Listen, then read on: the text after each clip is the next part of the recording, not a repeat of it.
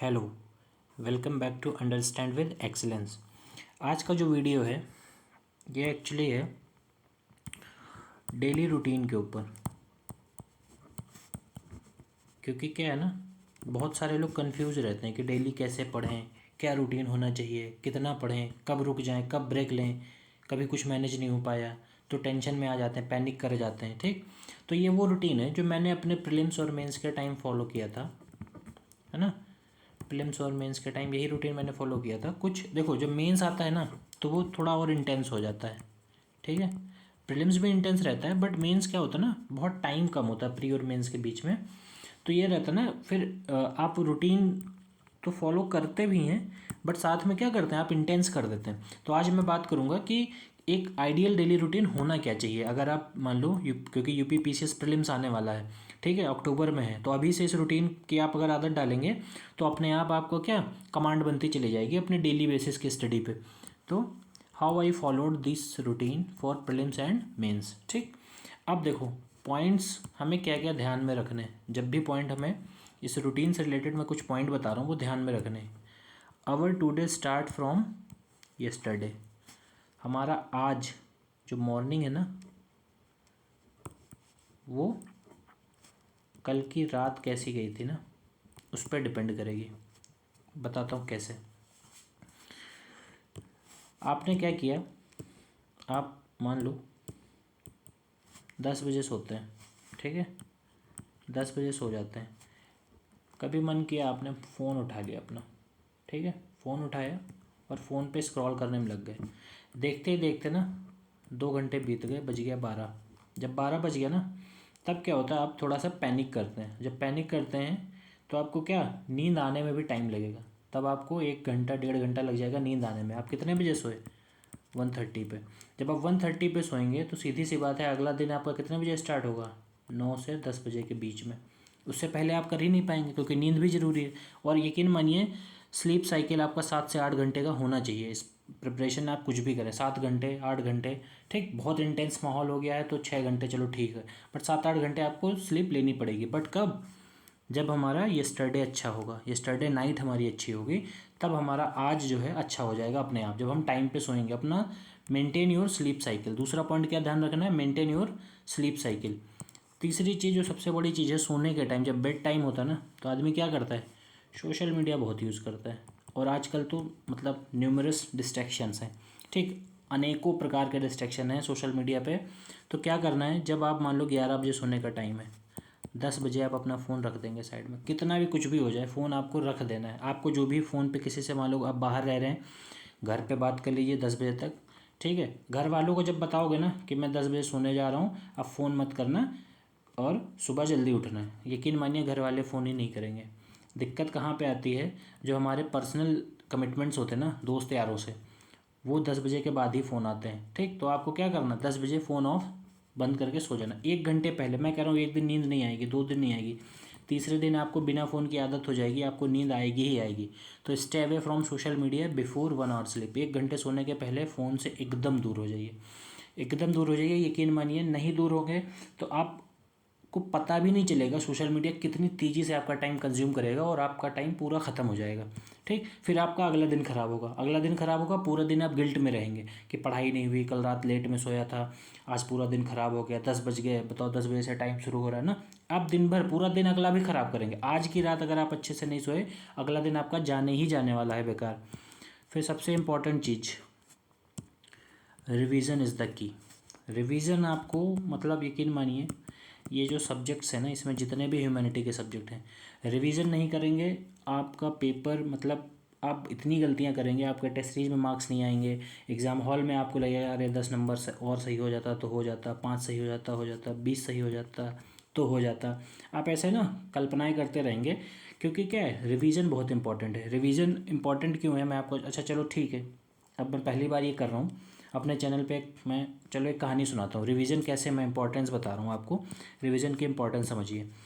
एक क्या होता है, एक बहुत बहुत बड़े महात्मा होते हैं, ठीक है, साधु होते हैं। तो उनके पास एक भक्त जाता है, वो कहता है महाराज जी आपकी याददाश्त तो बड़ी अच्छी है, आपसे कुछ भी पूछो आपको फटाफट याद आ जाता है, ऐसा कैसे है कि आपको हर चीज़ याद रहती है? तो महाराज जी ने जानते हो क्या कहा? उन्होंने कहा कि मैं ना पिछले साल या पिछले महीने की 15 तारीख को मैंने क्या नाश्ता किया था ना वो बता दूंगा, डिनर में क्या खाया था वो भी बता दूंगा, परसों क्या खाया था मैं वो भी बता दूंगा। तो वो जो उनके साथ पास भक्त गया था ना वो बड़ा सरप्राइज़ हुआ, वो बोला अरे महाराज जी ये कैसे आप याद रखते हैं? तो बोले इसमें मेरी याददाश्त का कमाल थोड़ी है, मैं पिछले 1 महीने से वही नाश्ता कर रहा हूँ, वही डिनर कर रहा हूँ, वही लंच कर रहा हूँ। जब मैं सेम चीज़ कर रहा हूँ तो तुम मुझसे किसी भी टाइम आके पूछो कि मैं तुम्हें तुरंत बता दूंगा। तो क्या हुआ कि जब हम बार बार चीज़ों को करते रहेंगे, बार बार करते रहेंगे, यकीन मानिए फिर आप गलती करने की गुंजाइश कम करते चले जाएंगे। तो महात्मा की जो एक कहानी मैंने सुनाई बहुत छोटी कहानी है, इससे क्या सीख मिली कि वो एक ही खाना खा रहे थे रोज़, नाश्ते में, दोपहर में, रात में। तो ऐसे ही जब हम अपनी किताबों को, सिलेबस को, अपने कंटेंट को बार बार रिपीट मोड पे करेंगे तो अपने आप आपको क्या सब कुछ याद रहेगा, क्योंकि आपको सब याद ही रहेगा। आपने क्या किया है पिछले 1 महीने में, पॉलिटी पढ़ी, मान लो 10 दिन में पॉलिटी पढ़ी, तो 10 दिन में आप रिवाइज करेंगे तो अल्टीमेट आपको पॉलिटी से क्वेश्चन कम गलत करेंगे, आपको क्या याद रहेंगी। और पीरियोडिक रिवीजन करते रहिए। तो ये महात्मा की कहानी बस मैंने इसलिए सुना दी कि इससे आपको लगे कि एक सीख मिले कि भाई रिवीजन मतलब बार बार जब हम रिपीटेशन करते हैं चीज़ों का तो कितना हेल्प करती हैं चीज़ों में। ठीक है, अब जो मेरा आइडियल रूटीन था प्रीलिम्स में भी और मेंस में, मेंस में थोड़ा सा इंटेंस हो जाता है। जैसे अभी मेरा मेंस है तो अभी होली के बाद ना मेरा रूटीन बहुत इंटेंस हो जाएगा। ठीक, अभी तो होली तक ब्रेक है इसलिए मैं चैनल पे भी वीडियो लगातार डाल रहा हूँ। अब मेरा जो पहला स्लॉट होता था 7 बजे में वेकअप हो जाता था। ठीक, मतलब इवन मैं 6:30 पे उठता था, मान लो 6:40 6:30। ठीक है, और उसके बाद उसमें क्या इस समय ब्रेन कैपेसिटी क्या होती है, एकदम हाई होती है। जो सुबह का टाइम होता है ना ब्रेन कैपेसिटी एकदम हाई होती है। इसमें आपको करना है टफ़ थिंग्स, जो भी आपको सबसे टफेस्ट चीज़ें लगती है ना वो इस टाइम पे करिए। ये सबसे हाईएस्ट पॉइंट होता है ब्रेन का। और सबसे पहले उठते क्या करना है आपको, पानी।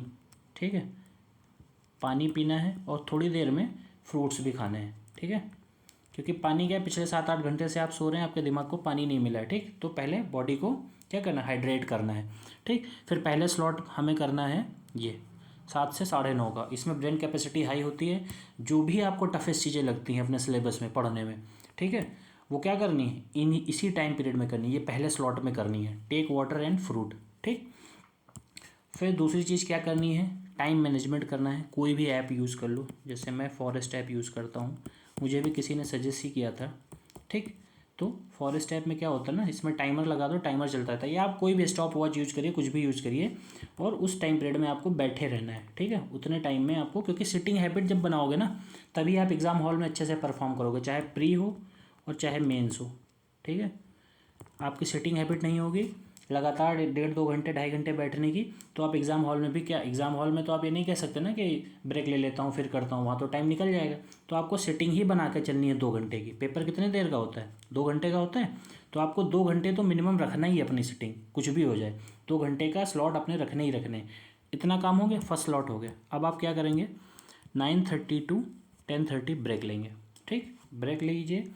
इसमें क्या करना है, लो कैलोरी डाइट लीजिए, शावर लीजिए, अपने आप को रिचार्ज करिए अच्छे से, और फिर स्लॉट 2 कब होगा, 10:30 बजे से 1:30 बजे तक। इस टाइम पीरियड में बैठ जाइए पढ़ने, 10:30 पे आप बैठ जाइए।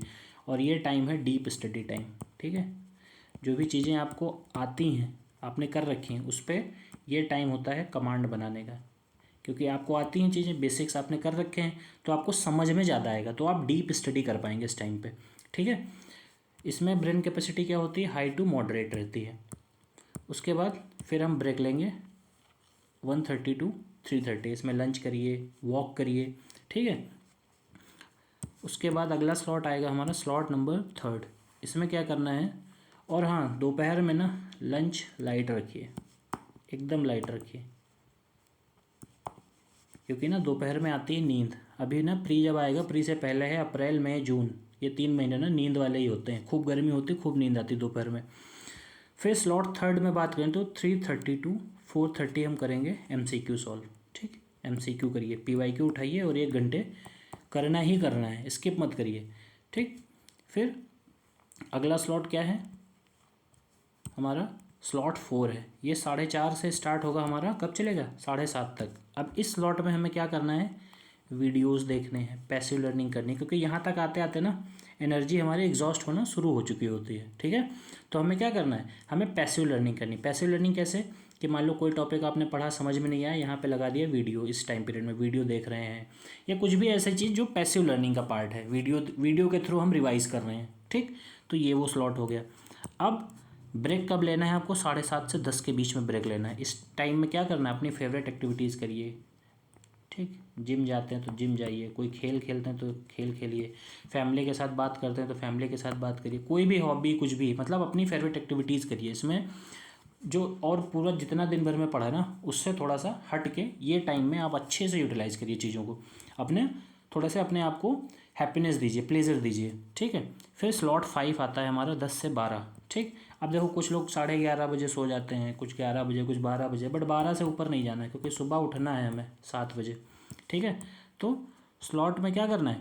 10 से 12 वाले स्लॉट में क्या करना है? डेली टॉपिक रिव्यू, जो टॉपिक दिन भर में किया उसको रिव्यू करो कि कितना जो है तुम्हारी कमांड बनी, उस पर कितना अभी रह गया है। टारगेट ट्रैकिंग, जो आपने टारगेट मान लो पॉलिटी बनाया था टारगेट, ठीक, कि आज आपको 2 चैप्टर मान लो पढ़ने थे, आपने 1.5 ही किया, तो हाफ चैप्टर रह गया, तो ये टारगेट ट्रैकिंग। अब अगले दिन क्या करना है? ये हाफ चैप्टर पहले निपटा के फिर हमें नए पे जंप करना है, ठीक है। बैगेज नहीं क्रिएट करना है।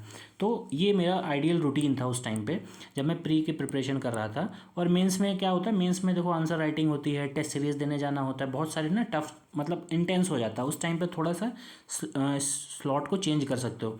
बट मैं एक चीज़ ये कहूँगा, सोशल मीडिया के एडिक्शन से दूर रहना है इस टाइम पीरियड में। सोशल मीडिया चलाइए, कोई दिक्कत नहीं, रिफ़्रेश होइए, ठीक है। मैंने अभी क्या बताया, अगर आपको 11 बजे सोना है ना, तो 10 बजे फ़ोन रखना ही पड़ेगा आपको। नहीं रखेंगे तो आपका 2 घंटे कैसे निकलता है, आप कभी भी ट्राई कर लीजिएगा। आप 10 बजे मान लो सोने जाते हैं, ठीक है, 10 बजे सोने जाइएगा और फ़ोन अपना उठा लीजिएगा और कहिएगा अरे चलो थोड़ी देर फ़ोन चला लेता हूँ, अभी सो जाऊँगा 11 तक, ठीक। और आप देखिएगा कैसे आप सोशल मीडिया में इंटेंस इंडल्ज हो जाएंगे, आपको पता ही नहीं लगेगा कब 11 बज गए, कब 12 बज गए, टाइम इतनी तेज़ रन करेगा। तो ये इस चीज़ से बचने के लिए ना मोबाइल को दूर रखिए। अगर हाँ फ़ोन में कुछ पढ़ने वाली चीज़ें तो पढ़िए, कोई दिक्कत नहीं, बट आपका स्लीप साइकिल बहुत इंपॉर्टेंट है इस प्रिपरेशन में। अगर स्लीप साइकिल आपका अच्छा नहीं है, यकीन मानिए आप डिस्टर्ब रहेंगे, आपका दिन ख़राब होता रहेगा और कोई मतलब नहीं निकलेगा। तो मेरा ये वीडियो बनाने का पर्पज़ बस ये था कि आप अच्छे से चीज़ों को ना लूप में लेके चलिए। रूटीन, किसी भी चीज़ में ना डिसिप्लिन बहुत इंपॉर्टेंट चीज़ है, और डिसिप्लिन के लिए आपको रूटीन में रहना पड़ेगा। रूटीन में नहीं रहेंगे तो आप यकीन मानिए आप ना हमेशा 1 दिन पीछे, 2 दिन पीछे, फिर 4 दिन पीछे, ऐसे ना पूरा पूरा वीक पीछे होते चले जाएंगे। और फिर जब एग्ज़ाम आ जाएगा पास में, तब आप कुछ कर भी नहीं सकते हैं, ठीक। तो अभी टाइम है, अभी इस शेड्यूल को फॉलो करिए, ठीक है। आराम से जब प्रीलिम्स आपका आने वाला होगा, आप इस टाइम शेड्यूल में एकदम परफेक्ट हो चुके होंगे। और ये जो टाइम शेड्यूल मैंने बनाया है ना, इसमें मैंने ब्रेक भी दिया है इनफ कि आप ब्रेक भी ले सकें, आपको हेक्टिक ना लगे। क्योंकि जहाँ रिफ़्रेश माइंड से पढ़ाई, देखो अशांत मन से पढ़ाई अच्छी होती है शांत मन से। तो अशांत मन से पढ़ाई अच्छी नहीं होगी, आपको लगेगा कि आप पूरा दिन पढ़ रहे हो 12 घंटे, 15 घंटे, 16 घंटे पढ़ दिया, ठीक। लेकिन यकीन मानिए ना, आप अशांत रहेंगे, दिमाग में चीज़ें नहीं रुकेंगी, आपको बस लगेगा कि हाँ मैंने पढ़ लिया, बट वो दिमाग में रुकेगा नहीं आपके। तो इसलिए ब्रेक ज़रूरी है। इसीलिए मैंने ये शेड्यूल ऐसा शेड्यूल बनाया है कि यकीन मानिए जो भी फॉलो करेगा वो पूरा दिन उसका हेल्दी डे भी होगा, और अच्छे से वो अपना सिलेबस भी ख़त्म करेगा विद इन द टाइम। और अभी प्री में टाइम है, यकीन मानिए फॉलो करिए आराम से, एक एक बार में ही प्रीलिम्स निकलेगा बिना किसी टेंशन के। और कोई डाउट है तो आप कमेंट में पूछ लीजिए मुझसे, ठीक है। Thank you.